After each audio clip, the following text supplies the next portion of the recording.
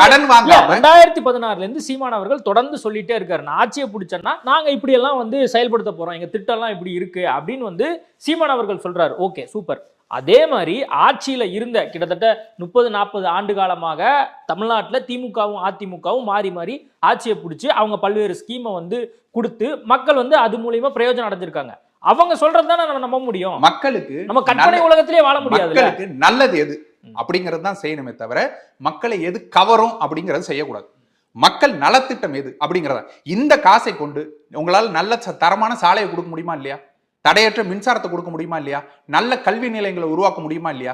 அதை உருவாக்குனா அடுத்த தலைமுறை வளருமா இல்லையா? ஒரு நல்ல நாடாக இது வளருமா இல்லையா? என்னோட வரிப்பணம் தானே அது.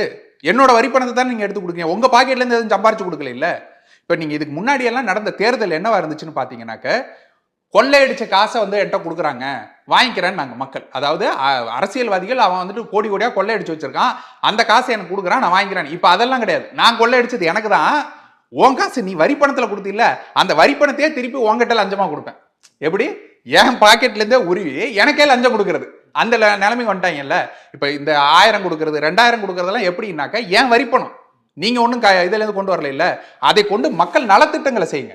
நல்ல மருத்துவமனை கட்டுங்க. எனக்கு என்னோட அம்மாவுக்கு உடம்பு சரியில்லைன்னா பாத்துக்கிறதுக்கு ஒரு நல்ல மருத்துவமனை கட்டுங்க. அது சரியானதா இருக்கும். அதை விட்டுட்டு 1000 ரூபா கொடுக்குறேன், இன்னைக்கு நீ வந்துட்டு போய் நல்லா என்ஜாய் பண்ணு, படம் பாரு, பவுடர் அடிச்சுக்கோ, பூசிக்கோன்னு சொல்றது வந்துட்டு ஒரு ஆட்சி அதிகாரம் தேவையா? அதுக்கு ஒரு 1000 கோடி உங்கள்கிட்ட கொடுத்தா நீங்க எல்லாருக்கும் பிரிச்சு கொடுக்க முடியாது?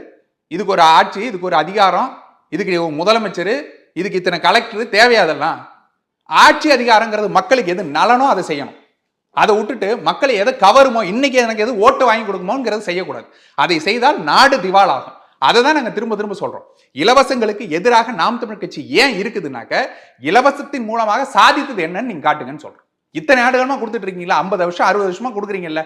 ஒருபடி அரிசியிலேருந்து ஆரம்பிச்சு இன்னைக்கு வந்து எங்க நிக்குது? இலவசமா நாங்க வந்துட்டு ஸ்கூட்டர் கொடுத்துருவோம், இலவசமா நாங்க வந்துட்டு வீடு கட்டி கொடுத்துருவோங்கிற நிலைமைக்கு வந்து நிக்குது இல்ல.